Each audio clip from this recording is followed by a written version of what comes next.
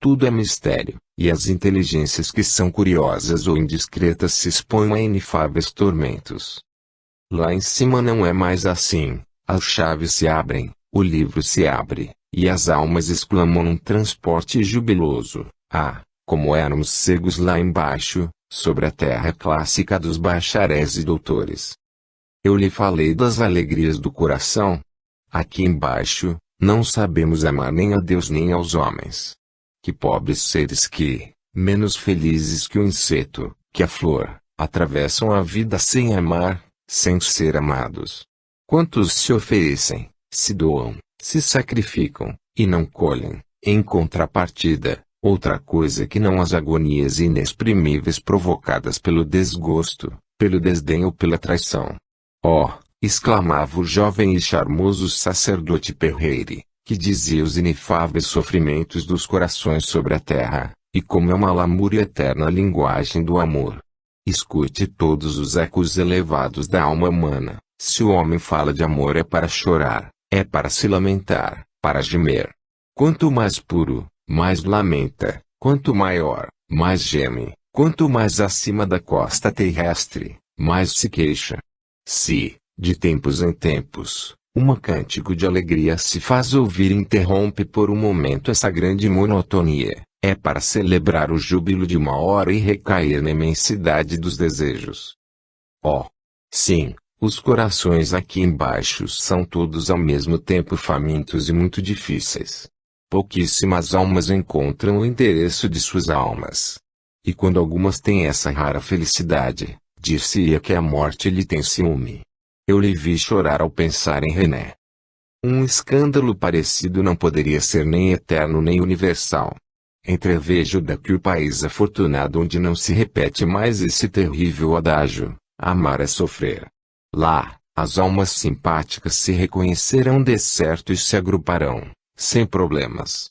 O casamento não será mais uma loteria ou um mercado, mas a comunhão inefável e serena de duas almas cuja compenetração mútua não fará outra coisa que não argumentar alegria.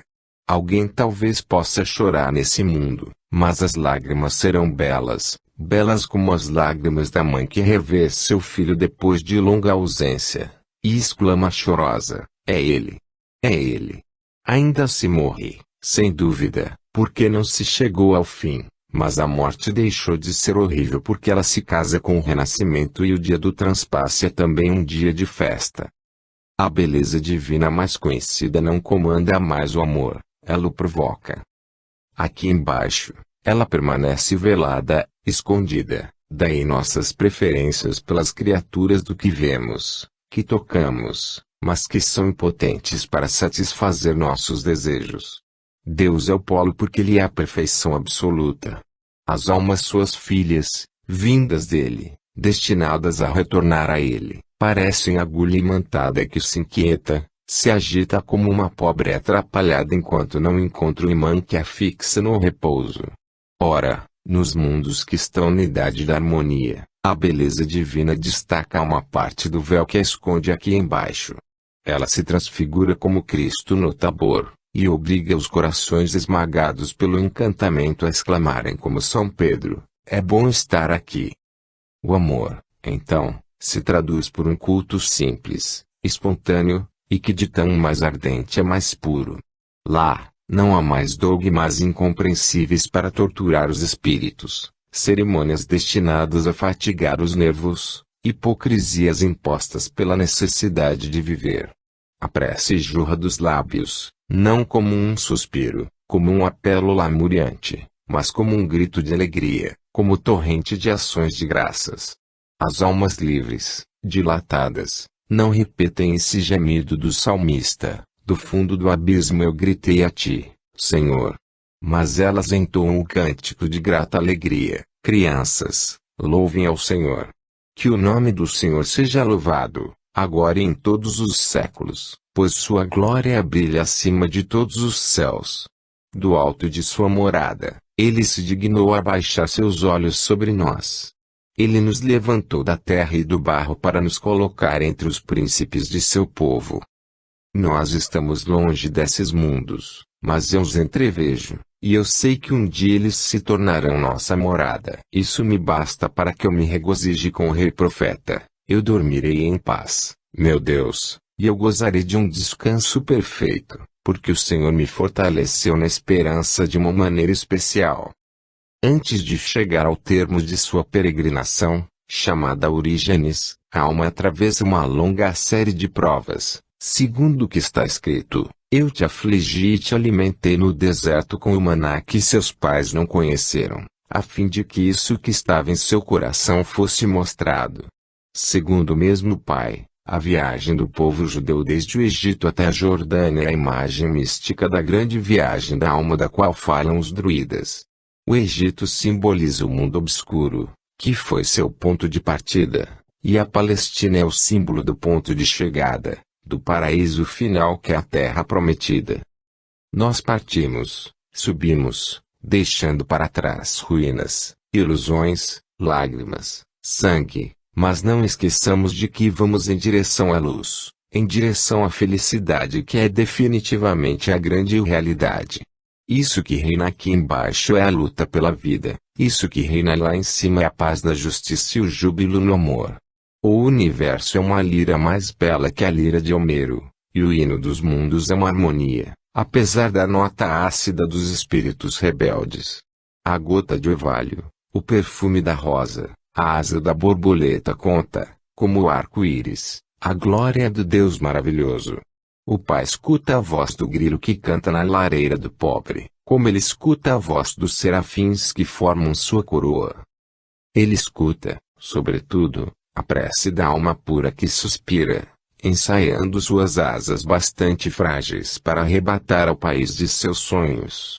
Eu conheço essa alma, e sei que Deus a ama, porque ele descobre, entre os diamantes que formam sua ornamentação, a beleza da bondade. Talvez a senhora tenha percebido, minha cara, com que surpreendente facilidade os poetas sabem encantar seus leitores e dar maravilhosas descrições de seus sonhos de beleza. É que o poeta da beleza e da bondade é sempre um ser evoluído cujo cérebro é fortemente servido por uma presciência quase divina e pela ajuda dos espíritos superiores que têm o poder de agir sobre os seres humanos aos quais eles magneticamente lançam seus versos. Os poetas que cantam as maravilhas dos tempos celestiais não são suscetíveis, ao contrário, de descrever os infernos inventados pelas imaginações bárbaras e pelos cérebros delirantes. No mais, poderiam eles descrever o inferno real que nós vemos todos os dias sobre a terra e que por vezes nos engolem tão completamente que nós não percebemos mais a verdadeira luz. Eu peço desculpas por, depois de ter-lhe feito entrever o paraíso, ter-lhe falado do inferno, mas isso me parece preciso para lhe mostrar que nós não temos necessidade de acumular esses horrores, uma vez que o inferno está em nós e que infelizmente nós o temos realizado muito frequentemente sobre a terra onde estamos. O inferno, nós o temos tido em todo o seu horror durante 4 anos sangrentos. Será que isso não foi suficiente para os homens? Eles não passaram bastantes horas de angústia e de cólera, horas de problemas, horas de ira, horas de agonia. E eles gostariam, para a eternidade, ainda mais do trágico horror aliado a todos os horrores. Mas Quen, então, disse isso. Que terrível carrasco, o atormentador eterno se levanta dentre todos os monstros e vem diante da luz.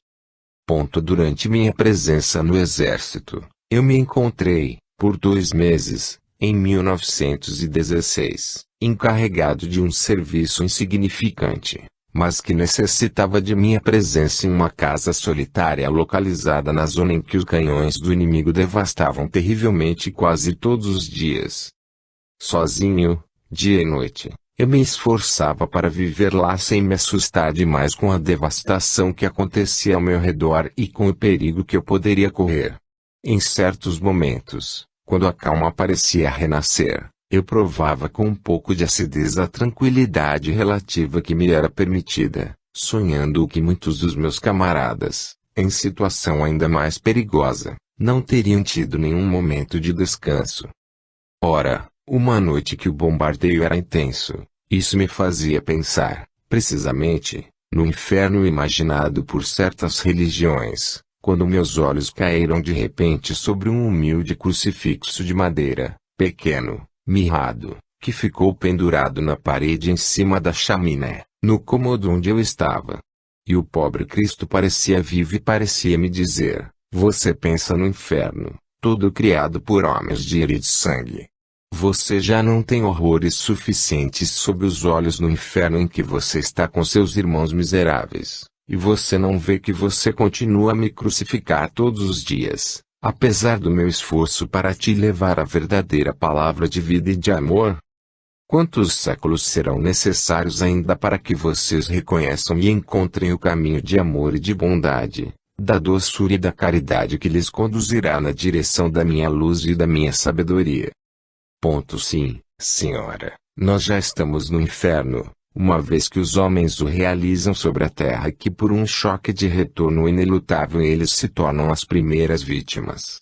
Procurando, enfim, criar a justiça e o amor, nós seremos os primeiros beneficiários, mas para isso é preciso que o rico deixe de ser orgulhoso e que ele se torne mais igualitário, que o trabalhador seja menos violento, porém mais digno, menos aviltado, porém mais firme, a fim de poder realizar, em conjunto, a solidariedade efetiva uns aos outros. 9. Os esclarecedores. É preciso que haja mestres para os alunos, é preciso trabalhar para aprender e se inspirar em bons exemplos para caminhar na via do bem.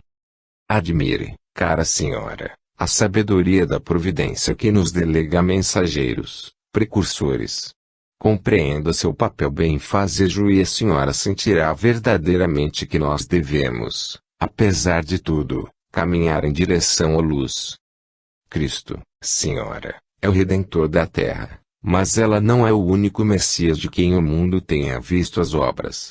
Ele devia ter auxiliares, em sua missão libertadora, uma legião de espíritos superiores encarnados entre nós.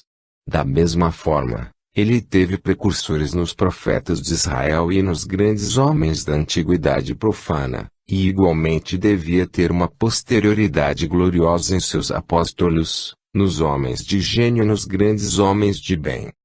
Associar-se, de perto ou de longe, à obra de Cristo é escolher a glória por sorte, mas também a dor. Antes da vinda do Messias os profetas eram levados à morte para que o verbo divino fosse abafado de seus lábios ousados. Sócrates foi forçado a ingerir cicuta por ter blasfemado contra os deuses, proclamando a unidade de Deus. Aqueles que vieram depois de Cristo para trabalhar no avanço de nosso globo e de nossa raça foram, como Salvador, incompreendidos, caluniados ou perseguidos. Jesus necessitou realizar neles sua paixão. Qual foi o gênio que a provação se esqueceu de coroar? Qual foi o herói para quem a vida foi feliz e longa? A coroa dos grandes homens, como aquela de Cristo, é uma coroa de espinhos. Quão longa é a lista de mártires da ciência, do direito e da liberdade? Observe e repare que não há outra mais bela. Esses homens, que são constantemente esquecidos, não estavam sós, eles amavam e eram amados. Quando eles sacudiam a esmagadora bobada de preconceitos de sua época, não se tratava simplesmente, para eles, de desafiar todas as torturas, eles deviam afligir, comprometer entes caros.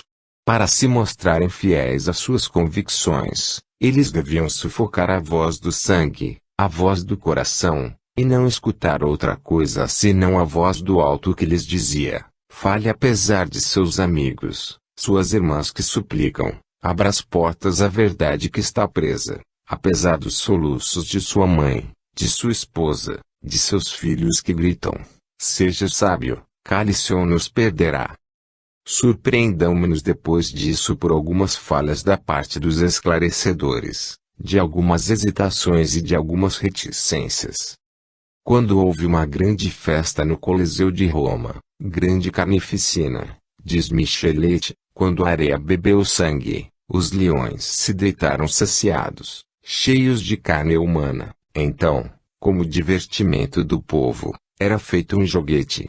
Colocava-se um ovo na mão de um escravo miserável condenado às bestas e lançavam-no à arena. Se ele chegasse até o final, se por felicidade ele lograsse levar o ovo até o altar, ele era salvo. A distância não era longa, mas era assim que lhe parecia.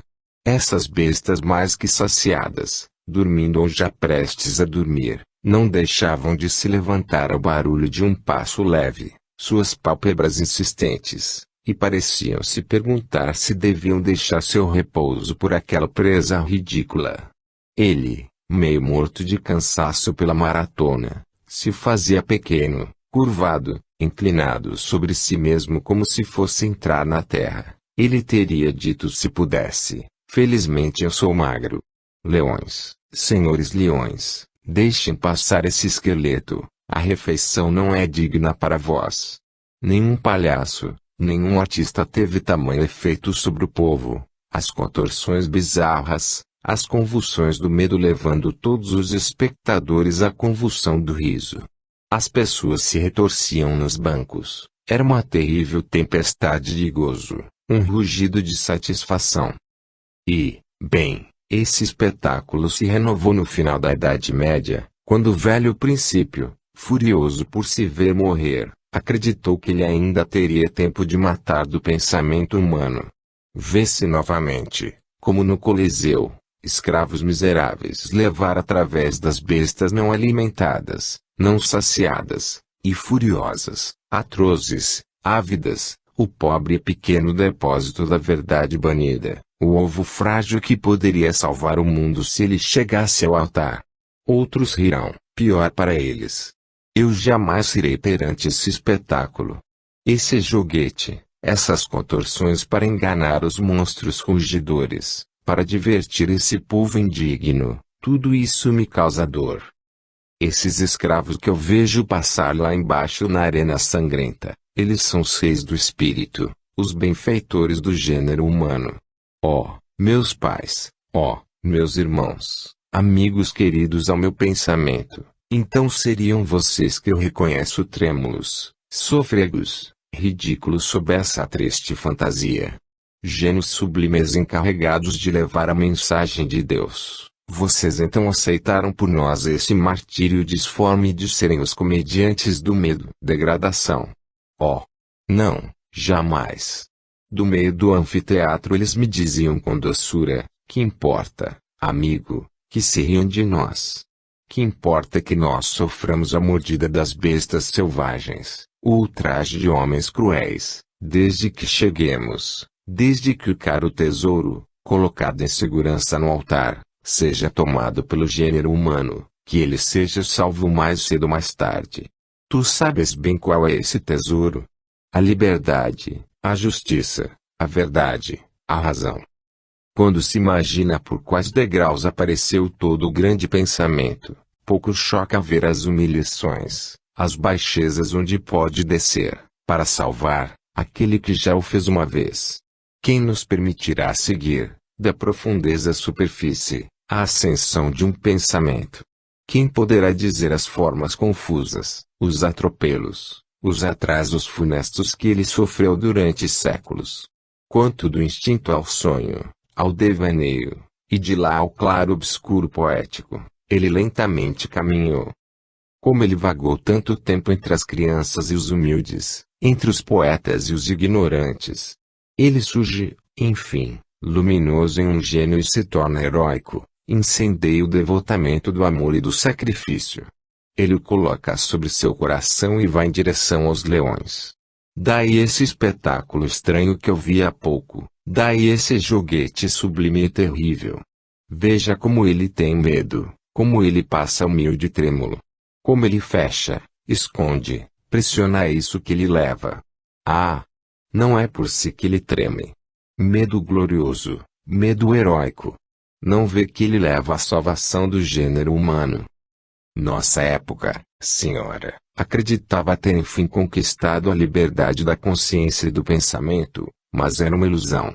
O espectro do passado reaparece e o homem da noite se vê armado de todas as formas para arrasar o homem do dia. Ele o espiona para perseguir seus interesses, suas afeições, sua honra. Qualquer pessoa que se nega a abdicar, a tomar uma máscara, rompe com todas as esperanças e todas as seguranças da vida.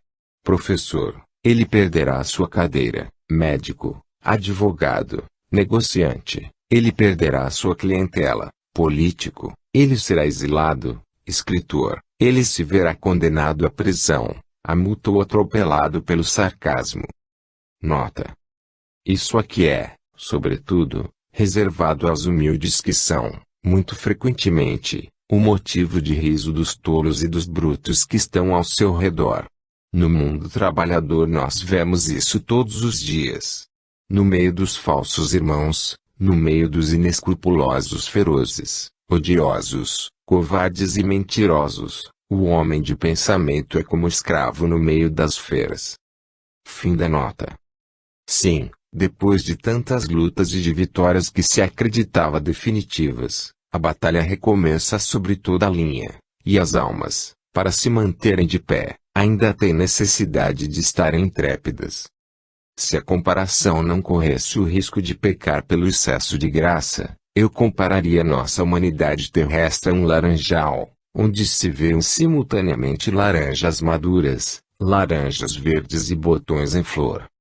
As laranjas maduras representam os espíritos mais avançados que abrem aos outros o caminho de todos os progressos. Esses aqui têm um problema, o de morrer muito rápido, ou de viver logo. Eles são normalmente incompreendidos e tratados como loucos. Assim foram tratados Cristóvão Colombo, Bernard Palissy, Jenner, Papin, Fulton e tantos outros. Pilatos, a senhora sabe, enviou Jesus a Herodes que lhe pediu para divertir sua corte com alguns milagres. Não tendo Jesus respondido a essas pretensões frívolas senão com um desprezo soberano, Herodes faz com que lhe se vista com uma túnica branca, tratando-o por insensato. Ora, Jesus, assim tratado por um rei, representa um gênio tratado por louco, em todos os séculos, pela estupidez. As laranjas verdes são o símbolo dos espíritos médios que já galgaram algumas léguas, mas que se familiarizam facilmente com todos os abusos dos quais eles nada sofrem, e se associam por conveniência, para não ter de se comprometer. Esses aqui constituem o mundo como é, o mundo correto, calmo, razoavelmente egoísta e muito conservador. Esse mundo quer a ordem a toda preço, sem se preocupar muito com a liberdade, e tem algum desprezo pelos ideólogos. Ele não teria preso Cristo no Jardim das Oliveiras, mas, se ele o tivesse visto entre policiais, ele teria murmurado baixinho, para que as autoridades o tratem assim, é preciso que esse homem tenha feito algo. Nota: que descrição exata de nossa sociedade atual. A casta burguesa, aquela que possui os bens e as honras, que tem a mão sobre todas as forças capitalistas de um país, deseja a ordem a todo preço. Ela acredita ser a raça eleita, a única capaz de dirigir, comandar todos aqueles que caem sob seus golpes e que penhora sem piedade para seu maior proveito e sua única satisfação. Fim da nota. Quanto aos botões em flor, eles representam a massa ignorante, numerosa, infelizmente. São os que mudam ao sabor do vento e se colocam ao lado de seus opressores, para esmagar de seus pés pesados aqueles que querem libertá-los. Um padre, o heróico Jean Hus, estava na fogueira cujas labaredas começavam a lamber seus pés. Ele viu chegar uma senhora, uma devota daquele tempo, que se dobrava sobre uma pilha de madeira seca. Ela queria, a cara alma, ganhar algum mérito contribuindo com o suplício do herege. O mártir teve por ela um olhar de compaixão e exclamou: "Ó, santa simplicidade!" Por ser santa, senhora, essa simplicidade é frequentemente incorrigível e mais ainda mortífera. Se o fanatismo é terrível é porque ele mata os remorsos, uma vez que perverte a consciência. Ora, o fanatismo não é possível sem essa simplicidade que se chama ignorância. A mulher, de sua natureza, É mais sensível, e seu coração a dispõe a suportar facilmente. A senhora sabe, o nobre tormento da piedade. Entretanto, em todas as épocas da história, a mulher se mostrou cruel aos iniciadores e nos nossos dias ela ainda é a perigosa cúmplice dos inimigos da liberdade. Acontece que a mulher é cega e acredita que a palavra de ordem dos príncipes e padres é a palavra de ordem de Deus. Cristo sabe quanto custa fazer penetrar uma ideia um pouco mais elevada em certas almas simples. Eis porque ele pronunciou essa palavra surpreendente e séria: não joguem pérolas aos porcos. Ele teria desejado espalhar torrentes da luz da qual ele é a fonte, mas ele entendia que os ouvintes ficariam escandalizados com tal grandiosidade. Daí essas parábolas, essas reticências que revelam os maravilhosos cuidados de uma mãe pela inocência de seus filhos. A revelação, o que quer que se diga sobre ela, é progressiva e se proporciona de acordo com o grau de avanço do espírito que a recebe. Desde os tempos mais remotos, duas doutrinas tomam seu curso na humanidade: a doutrina científica e a doutrina simbólica, aquele dos iniciados para quem se levanta o véu, e aquela da multidão ingênua, a qual se lançam como alimento as lendas ou a mitologia.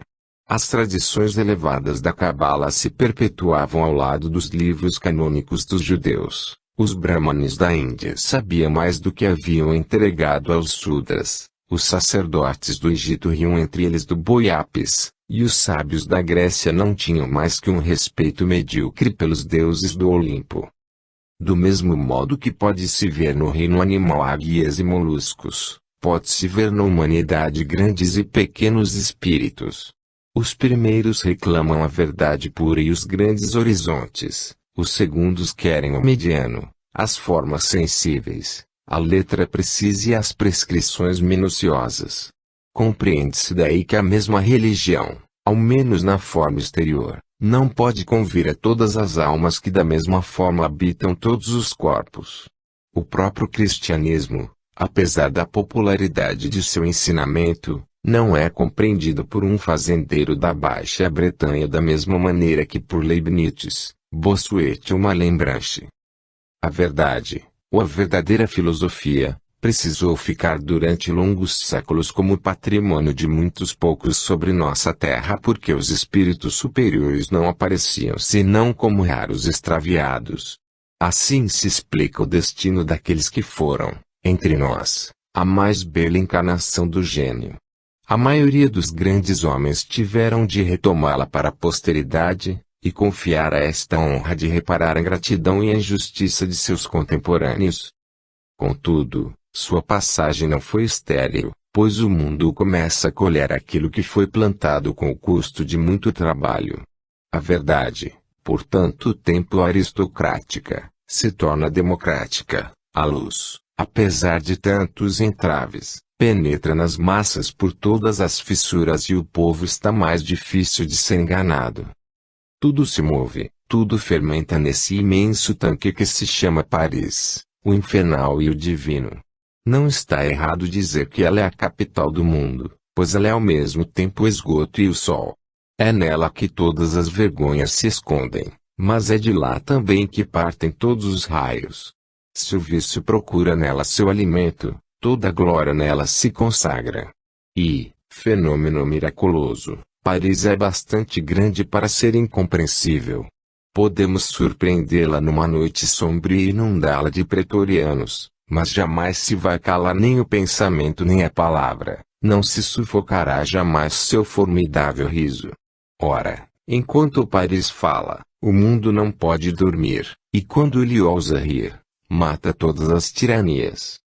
É preciso qualidades superiores para compreender o gênio e a virtude, disse Chateaubriand.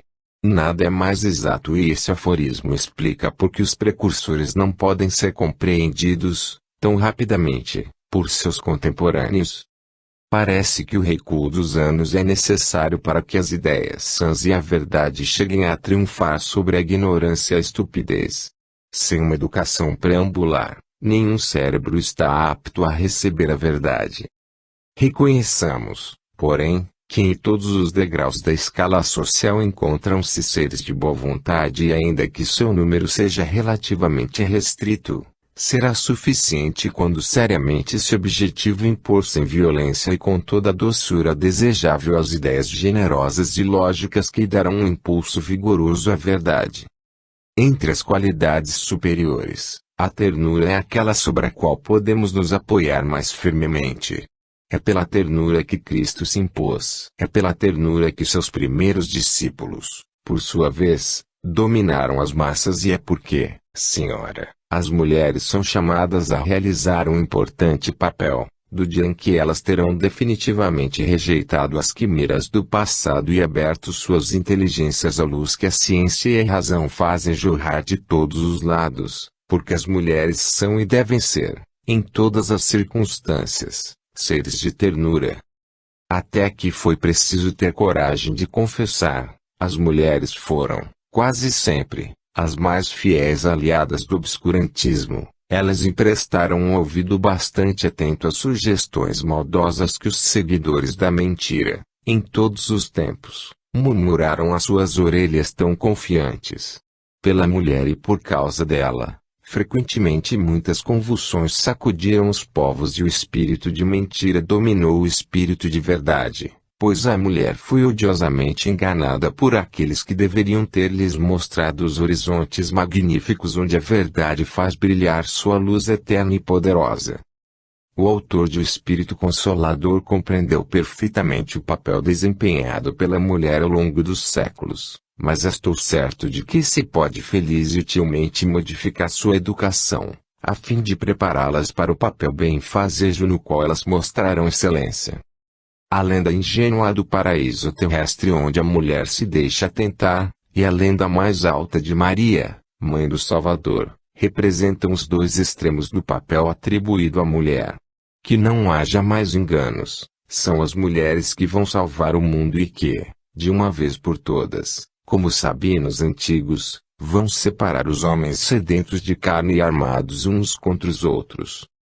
Mas, então, elas terão conquistado essas qualidades superiores das quais fala Chateaubriand e compreendendo o gênio e a virtude, elas não poderão ser outra coisa senão as servidoras devotadas da verdade magnífica que elas inculcarão em seus filhos. Nesse momento, Senhora, uma paz benfazeja e segura reinará em nosso globo. Todos os povos unidos se ajudarão e se amarão.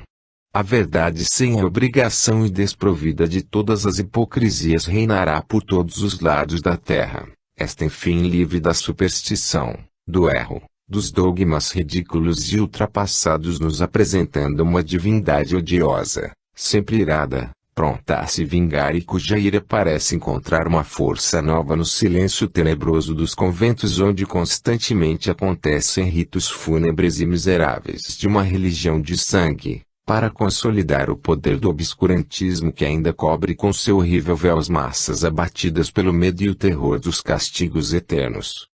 10. O mistério da dor. Que revelação na narrativa que a Senhora me fez sobre as doenças que sobrecarregam sua venerável mãe. Essa mãe querida só é feliz quando lhe senta em sua cabeceira, e faz um bom semblante à fatiga, à insônia, à querida doente, deixando dormir os domésticos. Ah, sejas bendita pela alegria que essa confidência me causa. Mas, a Senhora vai mais longe, por um coração que canta aqui embaixo, diz a Senhora, há 1000 que suspiram, e sua alma piedosa retorna sempre a esse mistério, porque a dor.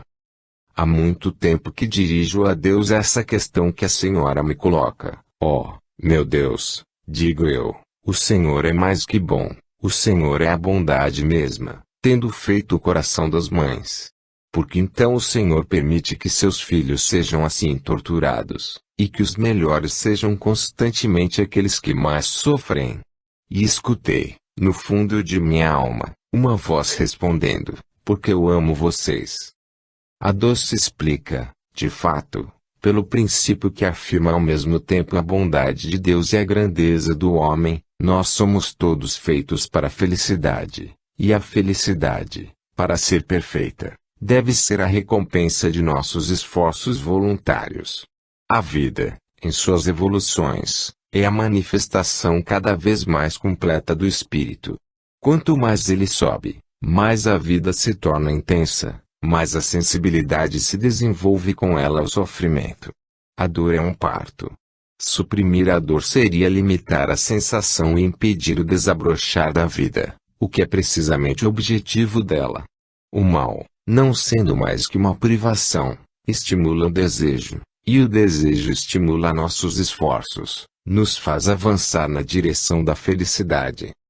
Conta-se que uma criança um dia carregou em seus ombros um belo cisne adormecido e se arrastava sob o peso do fardo.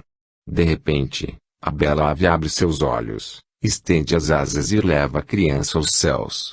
Nós somos essa criança, esse belo cisne de asas brancas é o emblema encantador de nossas dores. Oh! Sim, nós sofremos, em nosso corpo e na nossa alma, do contato dos homens e das coisas, mas nós somos quase sempre os primeiros artesãos das infelicidades das quais nos lamuriamos. Nós somos insensatos devido a estarmos enfileirados na hierarquia dos seres, e se a dor ousa nos poupar, nós a procuramos, nós a criamos. Cegos ou indiferentes quando se trata de nos abaixarmos para pisotear as parcelas de felicidade que a providência semeou em nosso caminho, nós somos engenhosos para sondar pequenos lagos onde arriscamos encontrar uma pequena reviravolta. Ora reclamamos da vida que não basta ao nosso coração, ora reclamamos de nosso coração que não basta a vida. Isso deve nos assustar? Não, essa loucura nos prova que somos, nesse baixo mundo, como viajantes difíceis que se encontram deitados em um leito muito estreito, e Deus permite que assim o seja a fim de que nós nos apressemos com o máximo ardor em direção às praças sagradas onde encontraremos o gozo no repouso. Se nós sofremos por nossos desejos, sofremos mais ainda por nossas paixões. Cave até a raiz dos males que nos desolam e verá que a maioria provém de alguma lei violada, algum dever incompreendido. O homem não morre, ele se mata. A vida, por muito, é um banquete onde eles só sabem se juntar para ficarem doentes. Cúmulo da infelicidade é quando nossas paixões querem se saciar e encontram outras paixões que se tornam concorrentes e interditam o caminho. O orgulho se chova contra o orgulho, a luxúria contra a luxúria, o egoísmo contra o egoísmo. Daí os conflitos que cessam com sangue ou com lágrimas. E esses choques são tão mais frequentes entre nós que a humanidade terrestre é menos adiantada na via que conduz a Sião. Deus poderia, sem dúvida, prevenir todos esses males, mas para isso reverteria a grande harmonia de sua obra, deixando-nos atentos a nosso livre-arbítrio que constitui nossa grandeza. Se Ele nos poupa da luta, é para nos poupar a alegria de vencer, e se Ele permite que soframos a derrota, é para melhor nos fazer sentir a importância da vitória. A morte, separando aqueles que se amam, a senhora o sabe melhor que eu, é a fonte mais fecunda de inconsoláveis dores. Chora-se muito mais aqueles que se vão quando eram mais amáveis, quer dizer, mais maduros para um mundo melhor. Quando o sol desaparece no horizonte para nos deixar a noite, nós não imaginamos que é para que ele vá iluminar e fecundar outro hemisfério. É assim também na morte que nos atinge um ente amado. Nós não pensamos outra coisa senão que se rouba de nossa terra uma alma encantadora, ela prepara um alimento novo a outra atmosfera, e essa alma, livre de nossas enfermidades, teria direito de nos dizer: se vocês me amam, por que se afligem com a minha felicidade? A senhora também não foi chacoalhada por um fenômeno espantoso? À medida que se desce a escala das almas, o riso aumenta com o gozo vulgar e a alegria banal. À medida que se sobe, ao contrário, encontra-se a alegria profunda, mas uma alegria pronta a chorar, uma bela melancolia como aquela do Salvador no momento em que contemplava, do alto da colina, sua ingrata Jerusalém, ou aquela dos corações generosos que assistiam às humilhações daqueles que eles amam. A senhora chegou a contemplar a cadeia dos Alpes, os cumes do Jura. E, bem, essa cadeia esplêndida, Essa grinalda de picos cobertos de neve que emergem sobre as planícies, lagos, colinas, representam, a meu ver, a grinalda mais bela das almas puras, heróicas, inspiradas, que enfeitaram, que ainda enfeitam a terra. Esses picos brilhantes de brancura que se banham no azul e se avermelham no fogo adormecido, depois de ter sentido seus lados trabalhados pelos clarões do relâmpago, nos fazem imaginar com admiração os anjos terrestres cuja existência foi uma aspiração serena na direção da beleza, do melhor, entre o desencadeamento de todas as tempestades, bem acima da lama, das névoas e sons do vale. Em meio a esses picos, formando o nó central da cadeia, aparece como um gigante entre os gigantes, o estupendo Monte Branco. A grandeza dominando os grandes, a pureza reinando sobre os puros, Jesus Cristo Rei das Virgens e dos Mártires. Quanto mais se sobe, mais se é feliz e mais se sofre, tanto é que as almas vulgares são fechadas às grandes alegrias como são aos grandes sofrimentos. A natureza, para elas, não tem poesia e não as desperta nem entusiasmo nem tristeza. Pouco sensíveis a uma afronta, elas também têm pouco reconhecimento para um bom proceder. O próprio amor as encontra impróprias tanto para o êxtase quanto para o desespero. Nota: o retrato de 9/10 da sociedade atual está contido nessas poucas linhas. Fim da nota. As almas elevadas, por outro lado, estão suscetíveis a sentir as alegrias mais belas e as dores mais angustiantes. Um proceder delicado, uma palavra do coração lhe enche de júbilo, mas também uma falta de estima, um sorriso maldoso as ofende. Uma flor, um inseto lhes interessa, uma folha que cai as faz sonhar, o soar do sino as faz chorar. A natureza, com suas maravilhas, é o quadro reduzido de seus sentimentos, onde está o eco doce de suas impressões. Ao invés de receber sua impressão, elas parecem dar seus tons e suas cores. Assim, essa jovem mulher entenderá que arbustos cobertos de fino gelo são jubilosos, pois ela os contempla suspensos pelo braço do homem forte e bom que ela adora.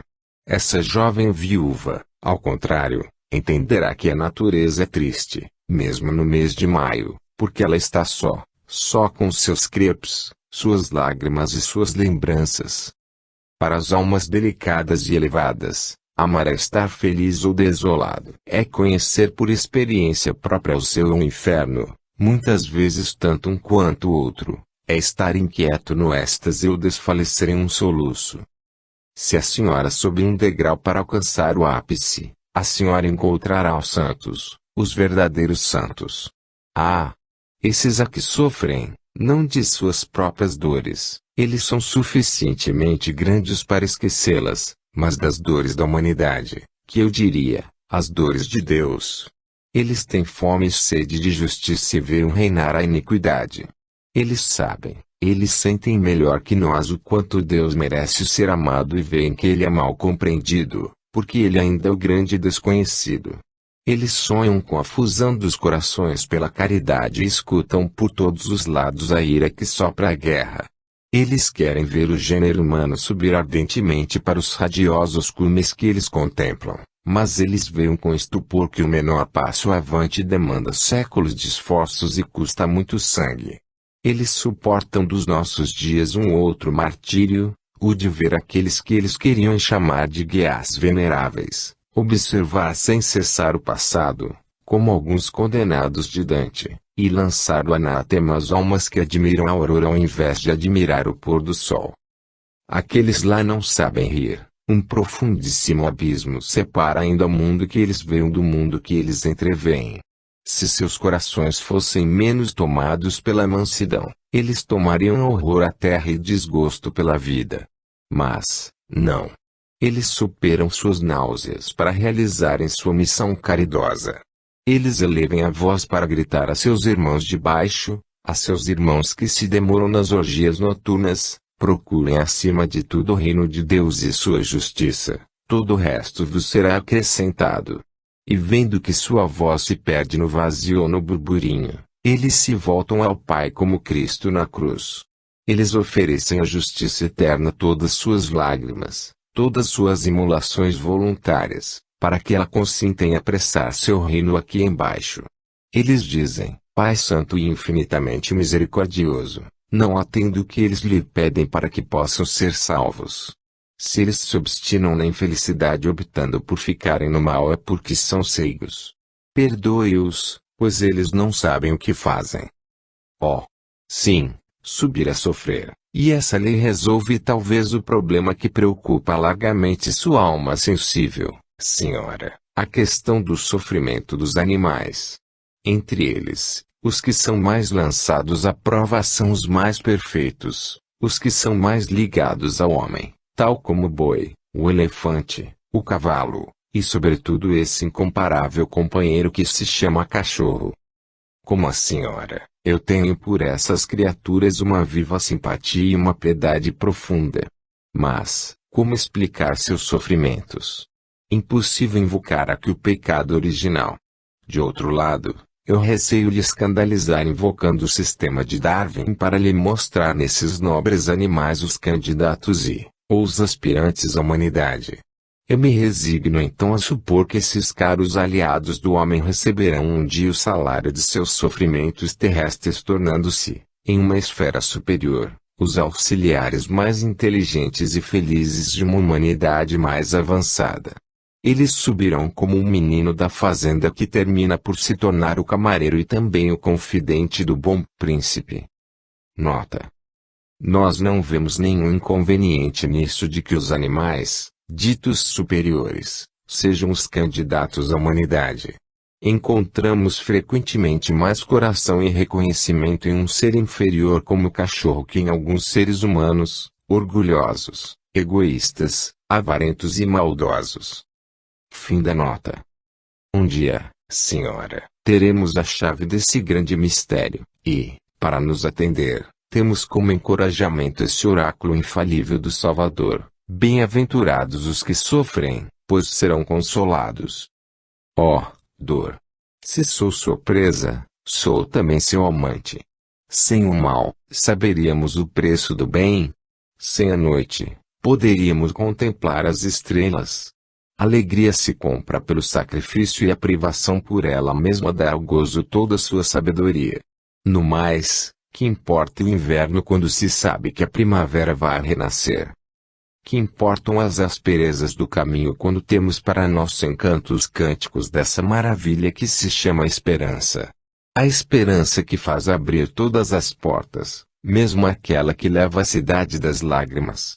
A esperança que nos diz ao nos mostrar a bobada constelada: eis o paraíso. Não o paraíso fechado do qual São Pedro tem as chaves, mas o paraíso infinito, que fica aberto a todos os homens de boa vontade. Por serem tão belas as linhas que precedem, eu devo confessar que sou obrigado a formular algumas reservas ao objeto da teoria posta pelo autor de O Espírito Consolador. A exemplo de muitos teólogos da velha escola, ele afirma que nós sofremos porque Deus nos ama. Essa forma de pensar não estaria conforme a justiça de Deus e tal afirmação se deve a um erro de interpretação.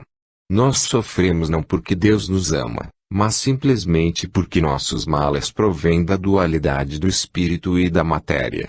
Enquanto não chegarmos a fazer com que predomine o primeiro sobre o segundo, seremos obrigados a sofrer os choques contínuos que provêm dessa dualidade e Deus que assiste nossas lutas contínuas não pode fazer outra coisa senão nos enviar suas forças generosas e potentes para acelerar nossa subida até Ele e nosso triunfo definitivo sobre a matéria. A dor não pode, então, existir senão temporariamente conforme nosso estado de inferioridade. Paremos de dizer que Deus multiplica nossas provas porque Ele nos ama, mas digamos que Deus nos ama por nossos esforços em subir para a sua luz. Dobrando as etapas, devemos atentar para o fato de que se dobram as dificuldades sobre as quais devemos triunfar. Assim que formos suficientemente evoluídos, a dor desaparecerá como desaparece a noite diante da pura luz da aurora radiante e ensolarada. 11. Os corações sensíveis. Alegria não é somente a recompensa da virtude, ela é também a fonte. Ela não falta a muitos corações, por serem bons, e muitas pessoas são más porque são amargas. Ora, o Espírito Consolador, possuindo uma alma, direciona-lhe tamanho bálsamo que não há mais lugar para a amargura. Ele nos mostra de uma dada perspectiva Deus e o homem, a morte e a vida, o presente e o futuro, de modo a nos tornar mais sensíveis. Quando se está bem pleno de sua luminosidade, experimenta-se por seus irmãos encarnados uma simpatia tal que ninguém consegue desencorajar, e a caridade deixa de ser uma virtude para se tornar um treino. Maine Biran disse assim: isso que nos faz triste não é bom, e o que não é bom não poderia ser verdadeiro. Se assim, temos todas as razões para concluir que estamos em verdade, pois pela alegria nossa fé nos dispõe à bondade. Ela nos mostra, melhor que qualquer coisa, a solidariedade universal que une os seres. Ela nos faz sentir que somos todos irmãos, peregrinos, lutadores, tomados pelo mesmo objetivo sob a solicitude imparcial do mesmo Pai. Ela mina desde a base o espírito de casta e o orgulho de nascença. Nota: o espírito de casta ainda domina terrivelmente nossa época. O orgulho pelo nascimento é a causa primeira das discussões e querelas entre os homens. O rico entende, muito frequentemente, que o trabalhador é atalhável e estúpido e pretende dominar o mundo por sua fortuna. Eles são os que tudo esqueceram e nada aprenderam. E esses pobres estão em legião. É possível esbarrar com eles todos os dias. Fim da nota. Ela nos ensina a estimar a honra segundo seu valor pessoal, ao invés de apreciar segundo o lugar que se ocupa no mundo. A humanidade, para nós, não é mais dividida em duas partes, aquela dos predestinados e aquela dos reprovados. Não somos mais tentados a odiar os maus desse mundo para ser menos tentados a lamentá-los no outro, pois os maus, para nós, são apenas espíritos atrasados. O que divide os homens é o interesse próprio, pois um inimigo frequentemente não é mais que um rival. Cada um teme não ter o bastante para si, daí o egoísmo que nos torna tão agudos para o ganho e fecha o coração ao ponto de torná-lo duro, muitas vezes cruel. Mas o discípulo do Espírito Consolador, sabendo que a terra é uma prisão transitória, prova um desdenho criterioso por aquilo que se chama ouro. Ele é conciliador, generoso porque prefere suas esperanças a todos os prazeres. Ele está mais feliz com uma boa ação que por um feliz ganho na bolsa. Ele se alimenta, enfim, desse pensamento tão justo quanto profundo: só levaremos desse mundo aquilo que tivermos sabido dar.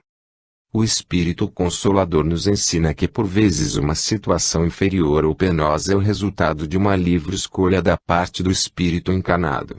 Daí, como poderíamos desprezar ou maltratar nosso irmão, sob pretexto de que ele é nosso inferior?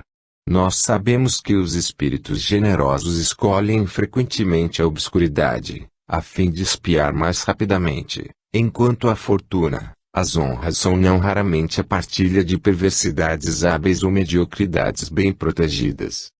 Daí, entendemos ser natural que se pisoteiem alguns preconceitos, algumas repugnâncias, para que nos mostremos abertos a todos e, sobretudo, aos pequenos. Quantas mulheres que se acreditam cristãs, mesmo piedosas, mas, no fundo, em seu íntimo, talvez, são algo pagãs. Elas se criam de uma outra raça que sua gente, e lhes demandam serviços que são verdadeiras humilhações inspiradas pelo orgulho. Algumas jovens senhoras sobretudo são, talvez, a encarnação mais brilhante da exigência. Elas têm o ar de dizer: adore-nos, adule-nos, pois somos criadas e postas no mundo para sermos adoradas e aduladas. Elas podem ter o sentido da beleza, mas não têm o da justiça. E, bem, nós vemos nessas criaturas charmosas espíritos frágeis, um pouco egoístas, que têm necessidade de amadurecer pela dor. Nós nos apiedamos delas, também as respeitando. Em outros tempos, eu tinha pouco amor às crianças. Eu via neles seres egoístas que cansavam, incomodavam e sempre recebiam sem se importar em dar. Hoje, ver uma criança me emociona e me alegra. Vejo neles um espírito que entra em sua prisão corporal para cumprir esse estágio que chamamos vida e me sinto tocado de compaixão ao imaginar o caminho que ele deve seguir. Como dizia um grande poeta, o que o pássaro canta, a criança murmura. É o mesmo canto, mas a criança, mais que o pássaro, tem um triste destino humano em perspectiva. Ela ainda não sabe, mas aqueles que a veem sabem. Daí a emotividade dos homens que escutam, mesclada à alegria do pequeno que canta.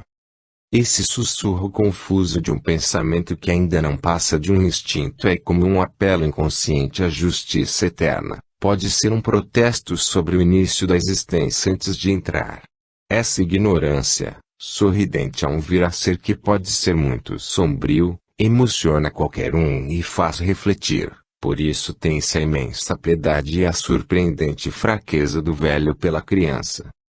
Do nosso ponto de vista, o nascimento de uma criança é o mais tocante e mais poético. Quando é chegada a hora do espírito reencarnar, para empreender a viagem de uma nova existência corporal, seus amigos do céu ou do espaço o acompanham como nós acompanhamos uma embarcação, um pai, ou um amigo que se vai. Um de seus amigos, talvez o mais amado, vai com ele, para inspirá-lo, para protegê-lo, como fez Rafael pelo jovem Tobias. Esse espírito protetor se chamava, para os antigos, de gênio familiar, e se chama para nós anjo da guarda ou guia. Se a viagem é bem-sucedida, se a vida foi pura e fecunda, o espírito encarnado encontra seus amigos atenciosos a acolhê-lo e a felicitá-lo, já na saída da embarcação que chamamos morte. Quem ousaria, então, se mostrar bruto ou mesmo muito severo a esse pequeno viajante? Ele só quer se divertir na despreocupação do futuro, e essa despreocupação, mesclada com um pouco de egoísmo, é para ele um favor do céu. Ele teria muito medo da vida se ele pudesse se inteirar dela em um só olhar. Mas essa ignorância que o ajuda a viver o desespera quando alguém o maltrata. Nós sabemos que tudo muda e que ele jamais deve se desesperar, mas o pobrezinho ignora, e crê, se é miserável, que o tormento será sem fim. Sua mãe é seu Deus, maltratada por ela, ele se crê abandonado em um vazio infinito. Ah! Não estraguemos esses pequenos, mas inquietemo-nos ainda mais por não desesperá-los. Eis um belo senhor, apoiado sobre sua bengala, a procurar um pouco de sol. Oh! Ele me parece venerável.